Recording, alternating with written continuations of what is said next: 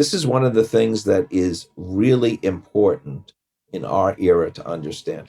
There were IBMers that you and I know who devoted their life at IBM and could expect a 20, 30-year career in which their managers, their mentors, the system was one that had predictability, stability, and one could be nurtured. We are now in a do-si-do world. You may manage somebody for a year. You may manage somebody for 6 months. The manager cannot design the person's career.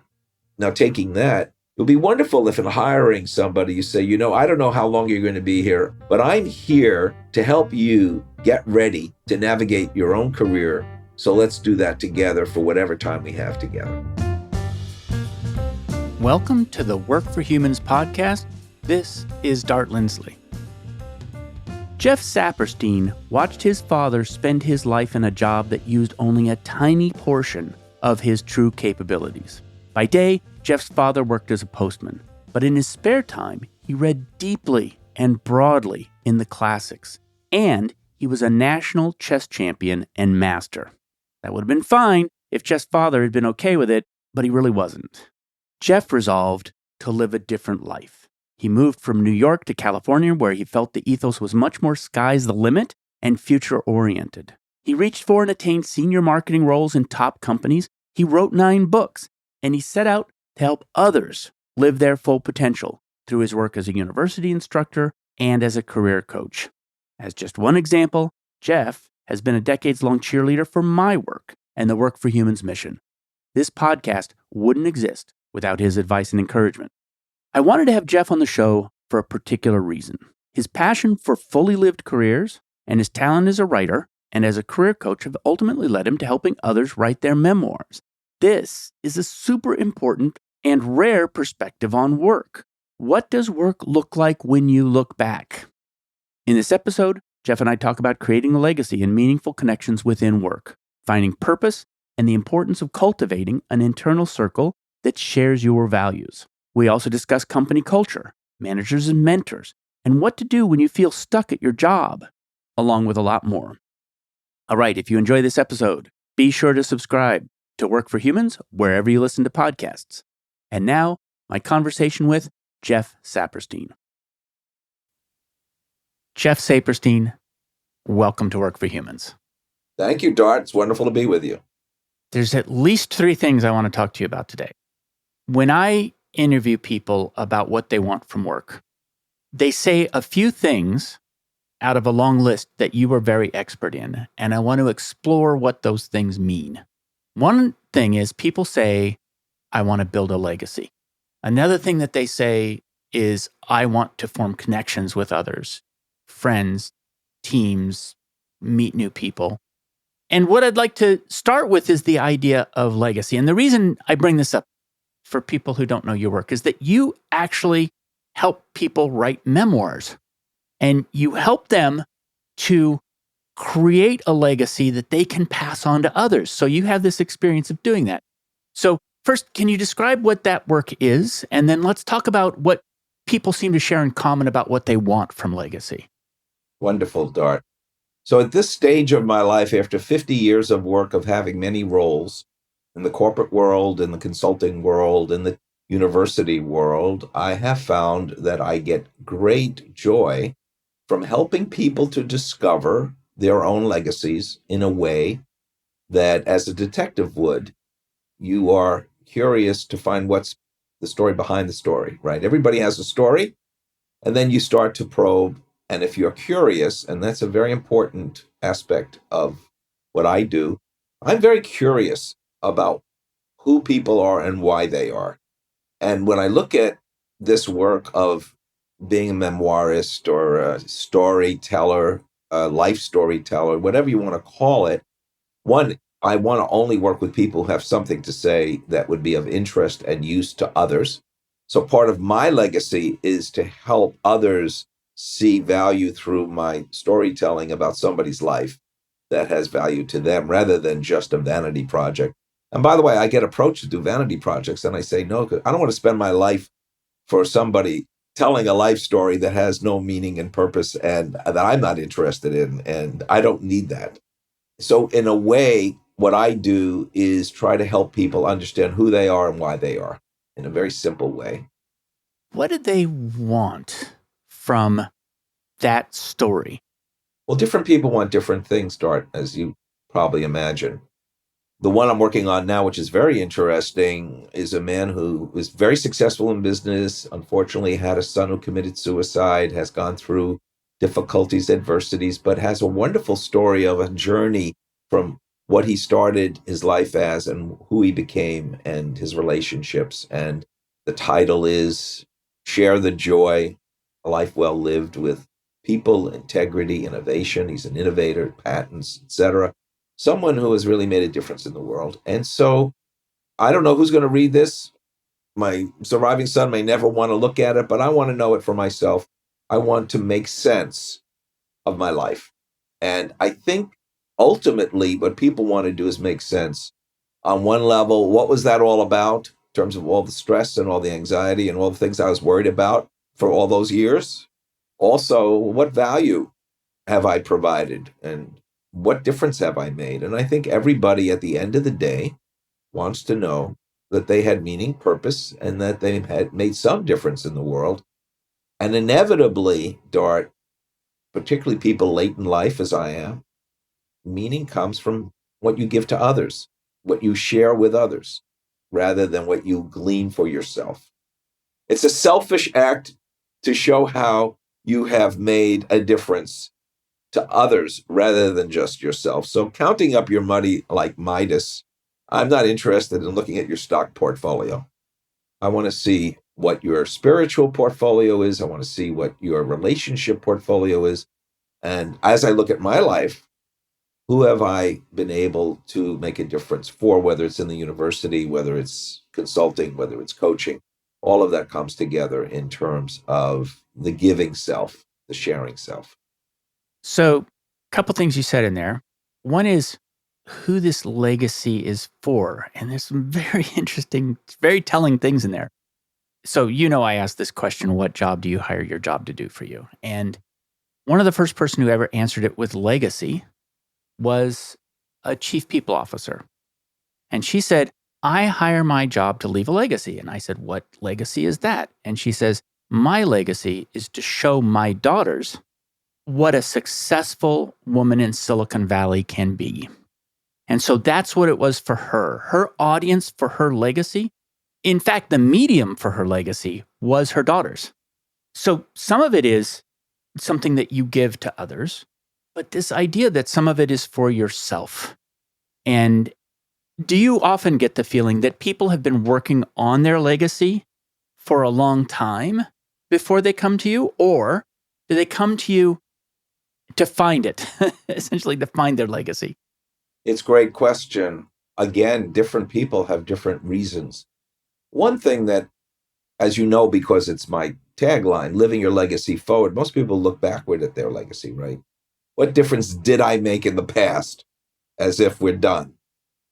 I would much rather focus on, okay, is there a through line? Is there something that I can look at that I can continue with whatever stage of life I'm in which moving forward, I'm going to interpret, behave, and relate differently because I understand more about what my story is. Authenticity comes across over and over again because so much of our lives in work is inauthentic in that if I'm a salesperson, I have a role to play. If I'm a consultant, I have a role to play.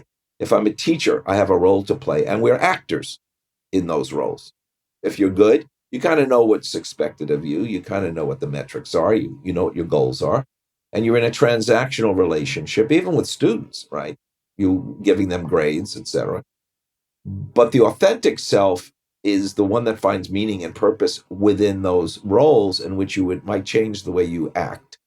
Even saying you act already says that you're putting on a face, right? So somebody who's been very successful in business, and the people that I've interviewed have been very successful, they've been entrepreneurs, they've sold their businesses, made millions, tens of millions of dollars. But the millions and tens of millions of dollars is not the satisfying part. It's, okay, how do I make sense of this beyond making money and having been what the world sees as successful? And I think one of the challenges of your question of how does your work reward you is that that's a simple question, but not an easy answer. Because a lot of people really do not know what they really are looking for, nor do they have the experiences that have been self-reinforcing to be able to say, it's the credibility or my integrity or my innovation or my ability to have, in my case, conversations that lead to collaborations, that lead to learning, that lead to relationship, and that nobody majors in school in conversation, but it becomes something that ultimately those who look at conversation as the ability to connect very meaningfully with people, even if it's a very brief encounter, will have a much more rewarding life, whether it's in work or whether it's in social relationships. So the legacy is not only work, the legacy is also the people that know you, if that makes sense. It does. One angle I want to explore here is how do I know? How does somebody know that they've created a legacy? And you've started down that path. And the reason I care about that is from a product design perspective. If I'm designing work that helps you to leave a legacy for yourself, that you feel that, you do need to be able to detect that you have done what you wanted to do. And so for you, for instance, seeing a book on a bookshelf and being able to open it up and read it and see what you wrote there might be one of those. And you've talked about relationships. One person I interviewed said that they hire their job to be their creative medium. And for them, what they left behind was a thriving business, which they then sold and moved on. And that was the evidence of legacy. Are there other kinds of evidence of legacy besides the ones we've already discussed? You would know this better than me, Dart. The person that I worked with was very proud of the patents and the innovations that he did in his field. And the fact that he made millions of dollars was kind of keeping score, but that was not what his legacy was. His legacy was, in this case, it was the lighting industry. I had like 20 hours of interviews with him, right? So what I do is I interview people and I ask questions and I listen. And from that, I create a document. He was the most passionate about talking about the patents and the innovations that he had done. And he spoke about lighting in poetry.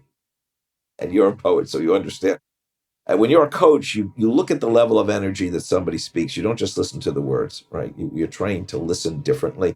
And the way that this person spoke, who normally is not poetic, when he spoke about his innovations, I could see that that was the legacy he was most proud of. And so for some, it's how did I move the field ahead that I was in? I know people, and you know people, who have written in journals and felt very proud that they moved the field ahead that they were in, whether it was in psychology or whether it was in artificial intelligence, it doesn't matter. And I kind of feel that too. Did I help make a contribution to a field that I felt I was a part of? I was part of that playground. I chose certain topics that I wanted to make a contribution. That to me is a very meaningful legacy in terms of work. Now, there's a whole other legacy in terms of people that is rewarding in that I have great joy in some of the thousands of students I've taught. There are only a few that I felt I really made a difference for. And my legacy is in their success or their happiness, or people I've coached or people that I have consulted with who I somehow in the relationship helped others be successful. And there's we all know Schadenfreude, which is the happiness you have from somebody's misery, right? Well, there is another German term, which I'll butcher it, is the happiness you get from someone else's success. And that's a legacy. And that perhaps is even more an important legacy than the actual functional work that we do. And you as a manager is probably one of the greater examples of this, because I know how much joy you get in helping your people.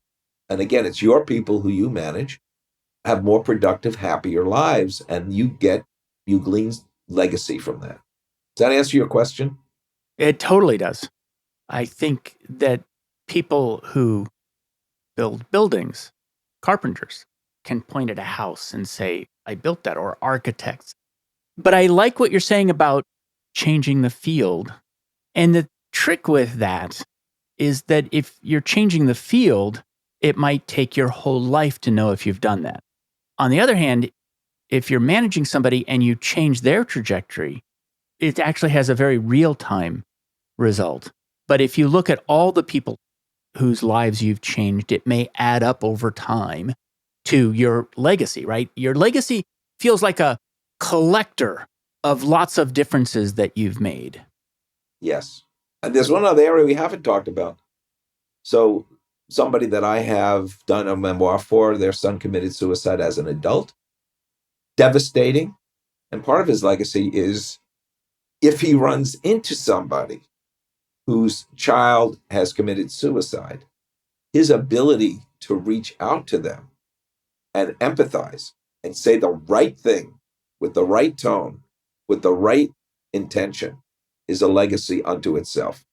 So those of us that have cancer or have had cancer who can speak to somebody who has cancer, somebody who has lost, God forbid, a child, somebody who loses their parent, somebody who goes through a divorce, all of the adversities that people go through in living, that empathetic listening and the ability to enter that person's pain and say the right thing, give the right emotion, it could maybe nonverbal. That person feels heard, seen, etc., and you have created an amazing legacy. I'll just give you one example. I interviewed a guy who was the head coach for a Fortune 100 company. He assigned coaches, right? He was a vice president, big job. He told me that he became a hospice worker. And he said, Jeff, I'm embarrassed how good I feel being the last person that somebody is going to see in life and that I can be there for that person. So when you're looking at the ladder of corporate success, this is a downshifting. But from a personal legacy standpoint, somebody becoming a hospice worker at this stage of his life in his 60s was one of the great examples of what I heard as, wow, there are many ways that we can imagine that legacy being at different stages of our lives, very different than going up the legacy of the corporate ladder. I don't know if this is somebody we knew in common. She was a Silicon Valley engineer, and she went to Romania to hold babies. And that's because the orphanages were full of infants who were not getting enough human touch. And she transformed her whole life into one of going to Romania to give those children a head start. And that's like a classic example. And she may never see the result of that, but she knows that there was a legacy there. And so this is going to be a hard question. We're going to have to work on it together, I think. So I'm designing work for you. And I'm going to design it so that you can optimize, so that you can feel like you're creating a legacy. How do I do that? It's a great question. The manager cannot design the person's career. The person has to come to the manager, understanding that this relationship is not forever. This is one of the things that is really important in our era to understand. There were IBMers that you and I know who devoted their life at IBM and could expect a 20, 30-year career in which their managers, their mentors, the system was one that had predictability, stability, and one could be nurtured. We are now in a do-si-do world, if I can use that old square dance expression, Dart, where we're going to change partners.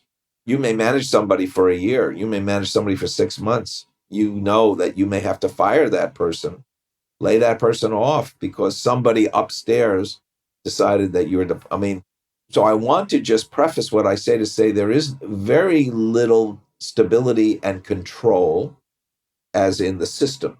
Now, there are systems like in the university. If you're a tenured faculty, there are certain places where, if you're a judge, there are certain places in our society where that predictability still exists. But for most of the people who I presume are listening to this, the relationship, you have to come to the table with knowing who you are, what you want, and recognize that it's transitory and that what you're management and boss can do is to help mentor you to get on your way from here rather than stay.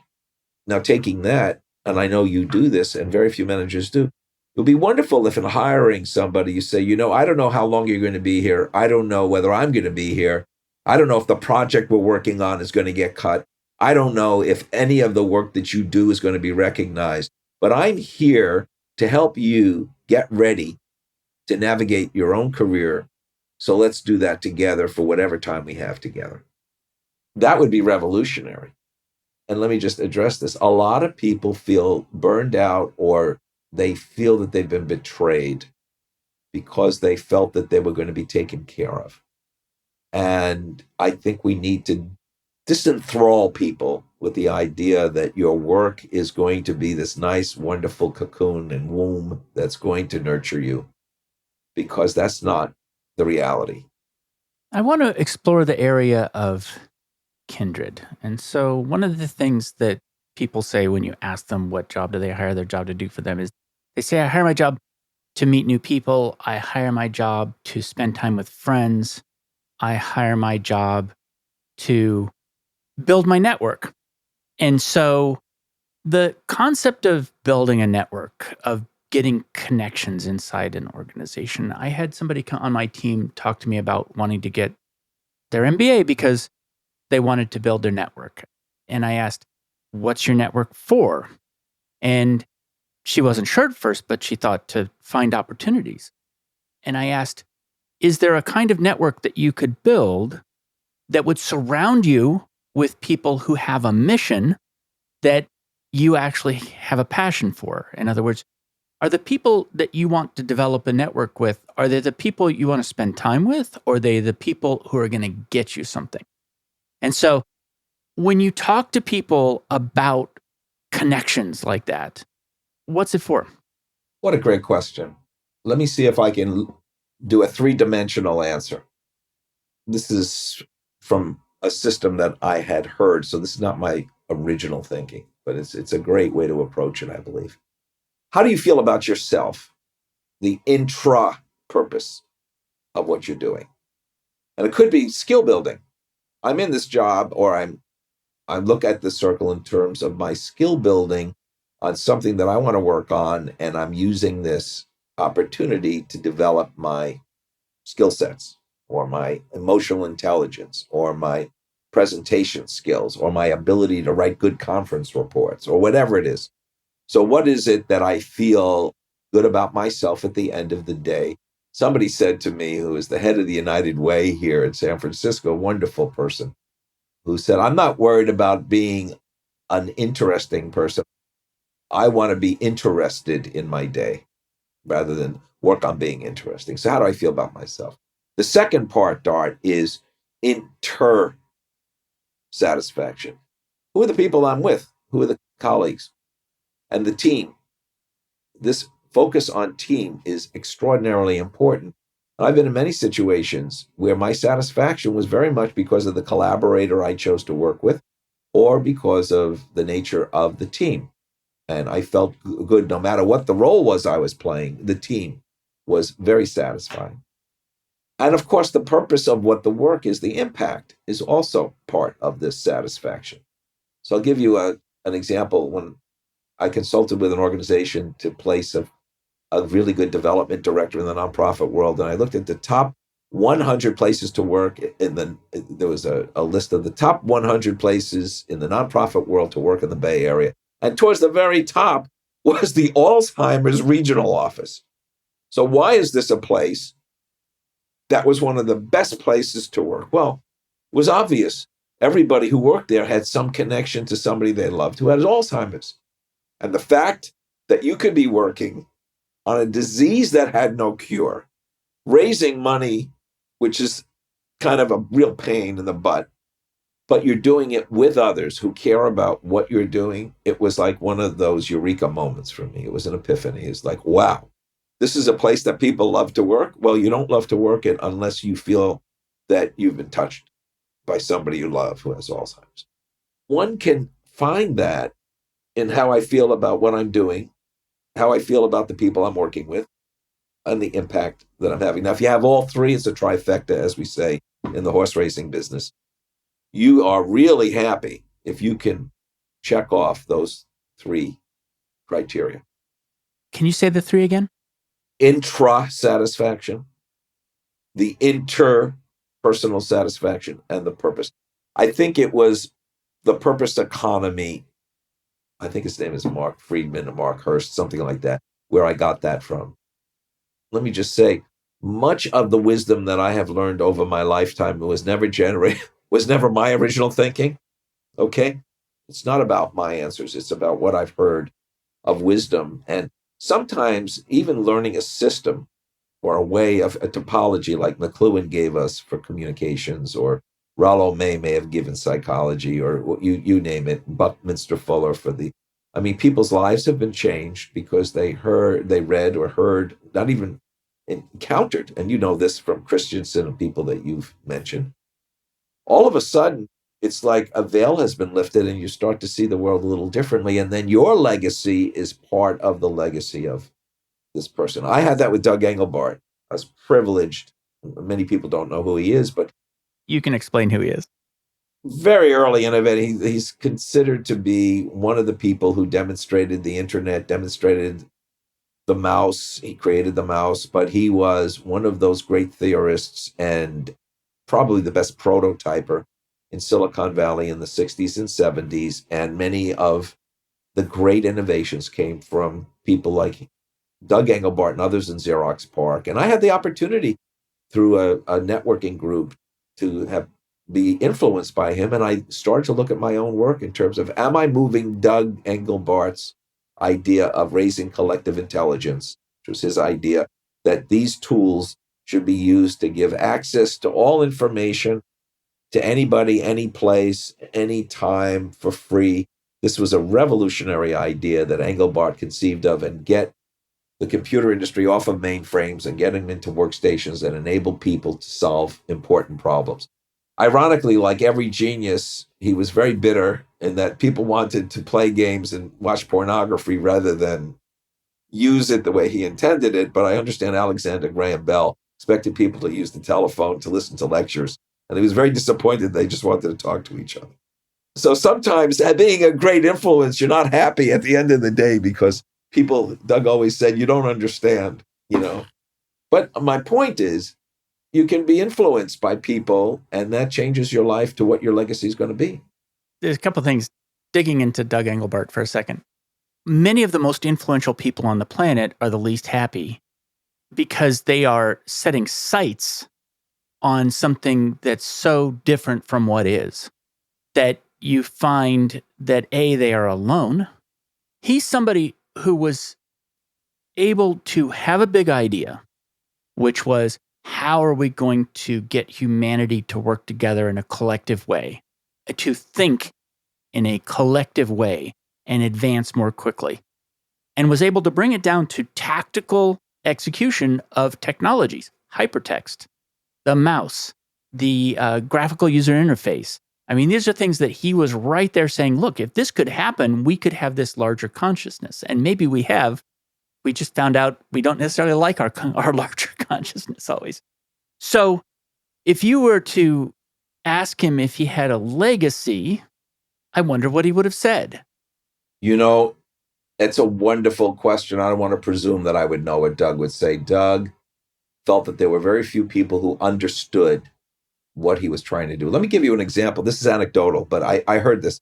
So Steve Jobs comes up with the Macintosh, and he goes to Doug Engelbart. And he says, Doug, I've now brought to fruition your vision with the Macintosh. And Engelbart looked at him and he said, no, you haven't. You have to buy your software. Yours is a proprietary system. Everything you have done is against what I thought the world would be, right? So on one level, Doug's legacy was that people like Bill Gates and people like Steve Jobs and people like Larry Ellison used his innovation, his inventiveness to create wonderful technologies.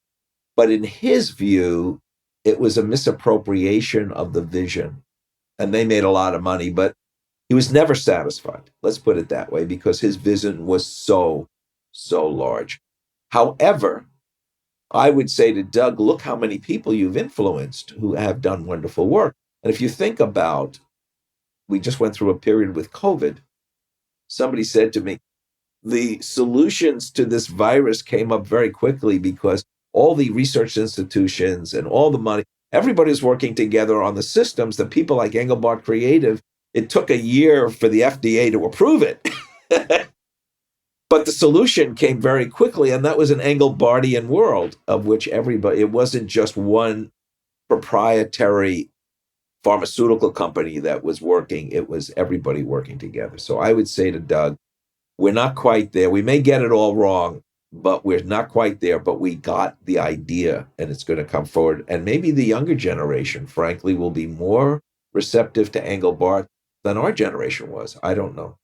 I wish that the people that we know, we're not celebrities, but we're people like Engelbart, McLuhan, Buckminster Fuller, people who really looked at the world and said, how do we make a, now talk about legacy. That's what we're talking about. These people have enormous legacies.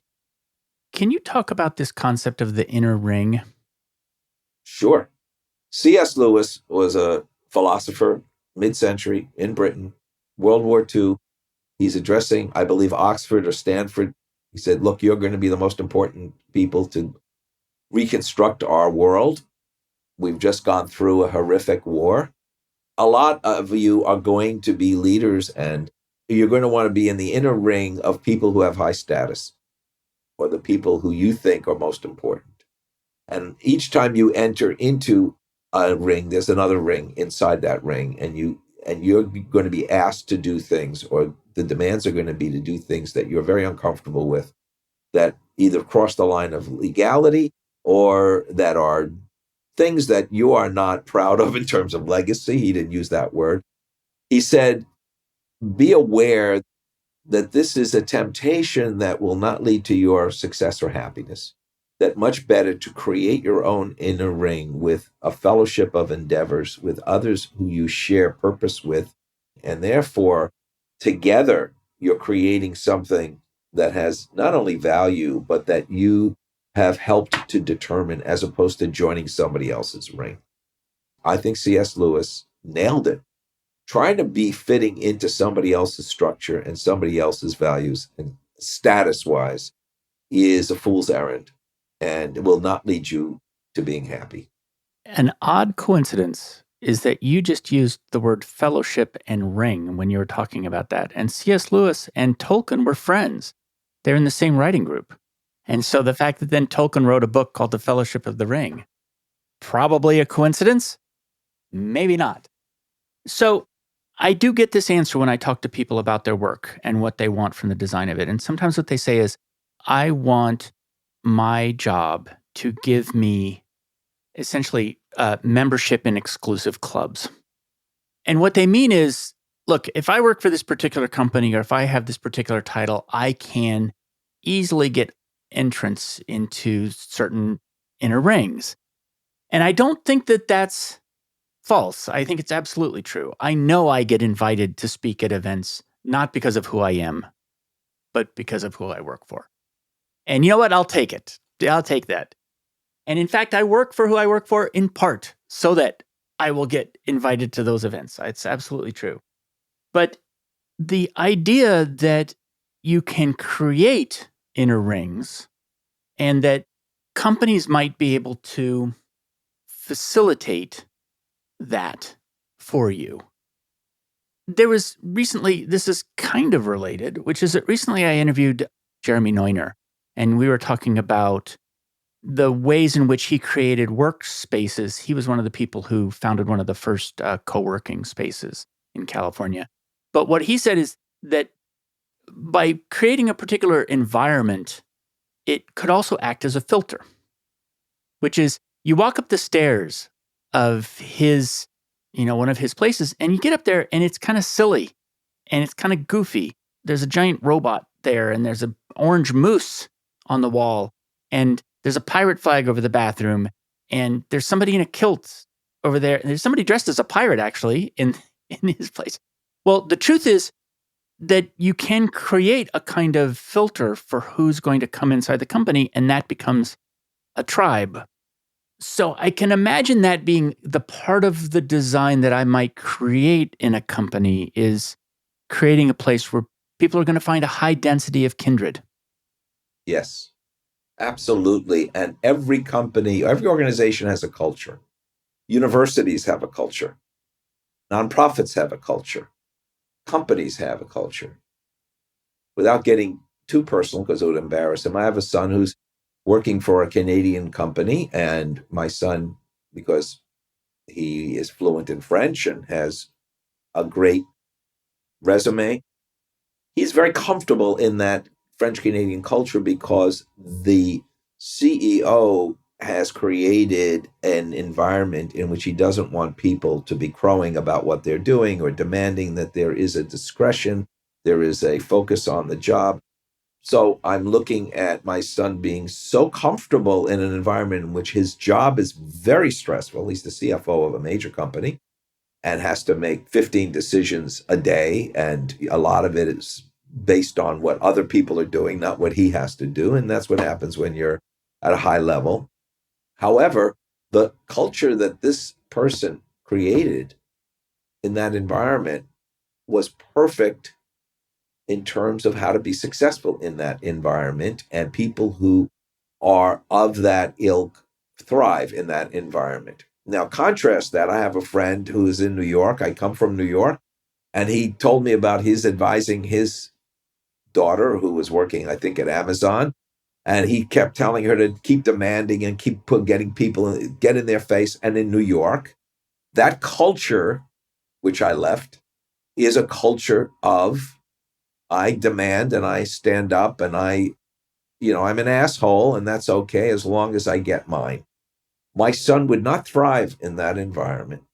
And so no wisdom is understanding what the values and what the culture is that enables you to be comfortable with your authentic self. That doesn't mean you're not performing, but you're performing within an environment, and you know the start. You could go from one company to the other, have the exact same function and be miserable in one and be happy in another because the culture fits who you want to be. So what can you do as a organization to clarify not only values, ways of working, and to make your values and what you say you want to do fit what happens? And I think I'm using your quote, and it was about John Chambers, in which he said, when you say that you're a family and then you cut 8,000 people because your stock price went down and you give yourself a bonus, that gives a signal about the environment. And I don't care how many wonderful words you have, people understand that this is what this place is all about. And by the way, a lot of people get very upset in the nonprofit world. Let's say somebody goes to work for a museum and they think everybody's into art, and they see that it's a backbiting political place in which the art and the idea of everybody loving art is secondary to the fact that they're all fighting over who gets what office, etc. People get very discouraged because they don't understand that the culture is not necessarily what the mission statement is or what the CEO says. And I think an organization that is congruent, I'll use that word, congruent in terms of what the values are, and then congruent in terms of how they implement it, will attract certain people who will thrive. And from that, you'll get far more productivity. I don't know where this will lead, this particular question.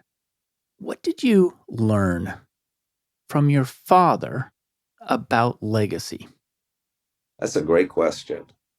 Well, as you know, my father was a runner-up United States chess champion who also worked in the post office and had no ambition. He loved Greek philosophy and loved ideas. And I think because as a child, we all want our father's approval. What is it that we can do that our fathers honor and approve of? And in my case, it was having ideas and being able to be excited by ideas. And I think my father's legacy for me was this genuine enthusiasm for he loved philosophy, for example, and just as a personal anecdote, I remember walking with him and it was night and he looked up at the stars and he was so excited. He says, I am looking at the same sky that Socrates, Plato, and Aristotle looked at, right? Now, most fathers are not going to say that unless they were steeped in that and that they looked the way I talked about Engelbart, my father talked about the Greek philosophers and philosophy in general. So one legacy was a positive, one was a negative. One, the love of ideas, and the other, the inability because of his generation and because of the deprivation of the time, the Depression and World War II. He was not able to connect his proclivities to his work. His work was a sustenance. And I grew up with people who had jobs, didn't have careers. And so my journey was away from the legacy of my father, who was not able to make that connection to it being a passion of mine. Now, how does that become my legacy? I have chosen to teach at San Francisco State University, where those students come from socioeconomic and ethnic backgrounds in which they are going through that transition that I went through. I have empathy with their transition, and I view my role as helping them to grow in the way that they want, that my father couldn't do, that I was able to do with great effort, and that if I could make it a little easier for them, that for me is a legacy.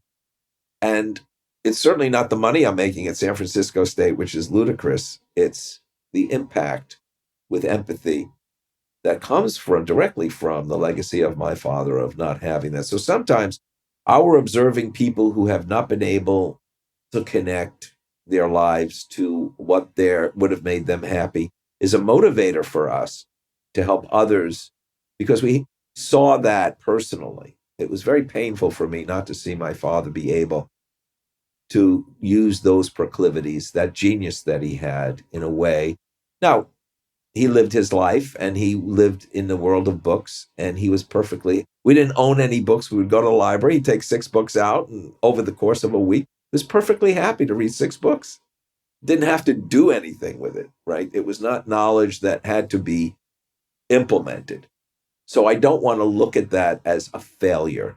It's just that was not the direction that I wanted to take knowledge. I wanted my knowledge or my work to have an impact, and that became part of that legacy. If that makes sense in terms of how we look at it. It does. That's everything I knew to talk about.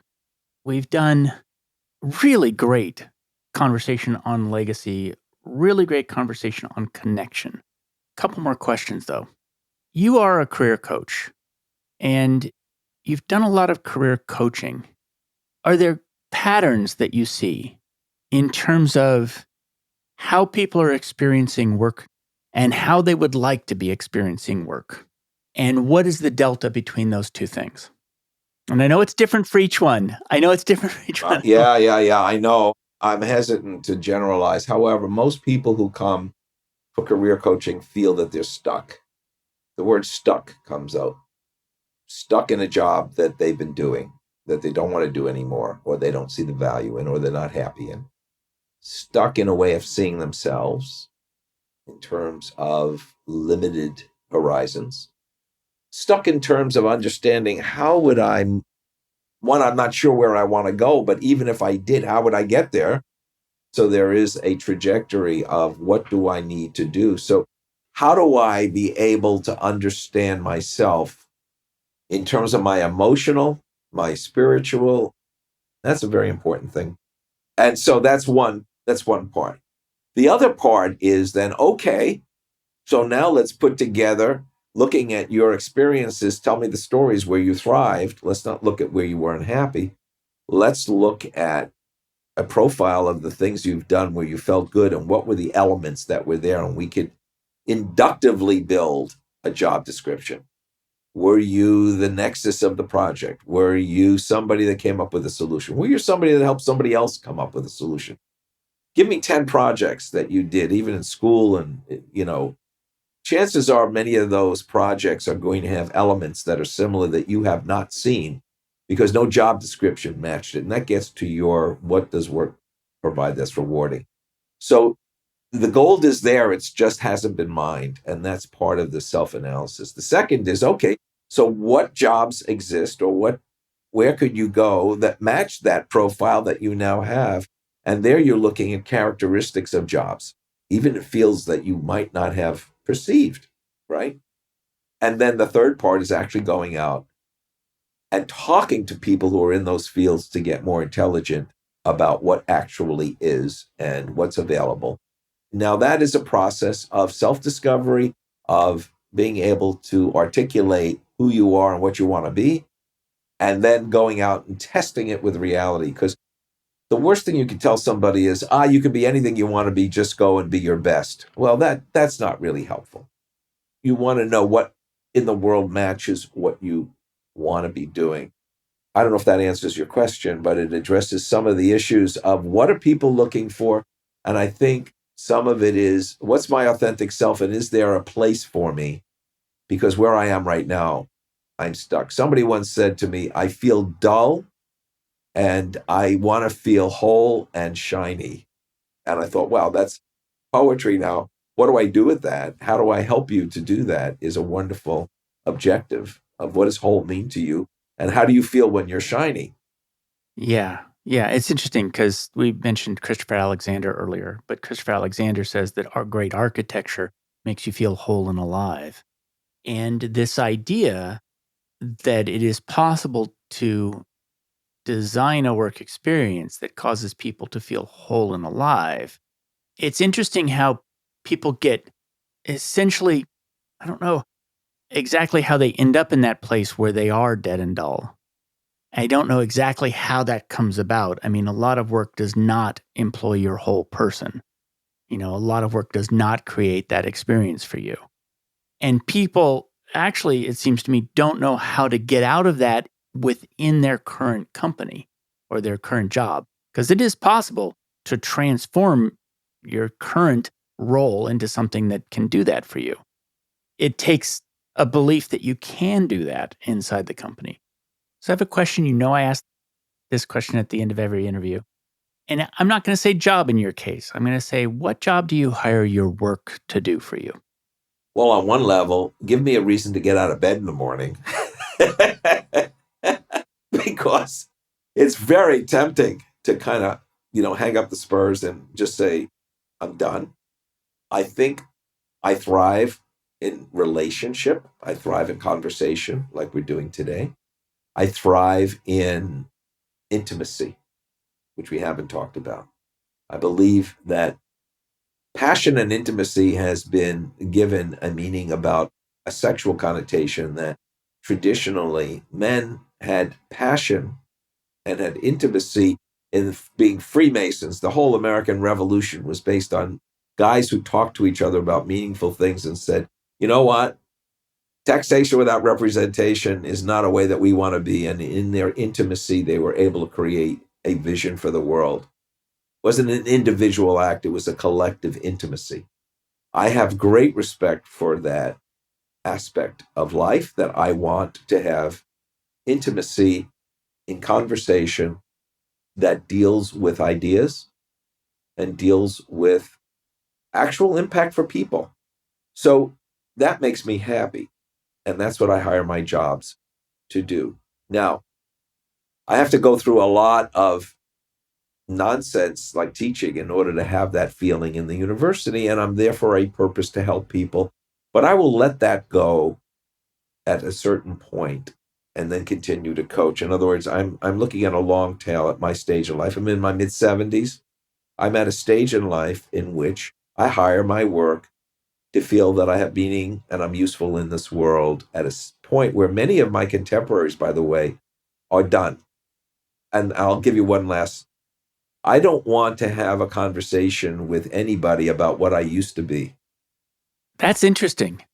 Yeah. Why not? Because I want to know what's next. I want to be the next conversation, the next project, the next collaboration, the next thing that makes me interested in my day and in my life. And so I have to work at that. What does your work cost you? Well, that's a great question. I think mind space. Like I worry about still, oh my gosh, I've got 200 pages I've got to edit and I've got to go line by line, and this anxiety about getting it done, even though I know how to do it, I know how to get it done. So you never lose that sense of, oh, I've got to do this. So it costs me something.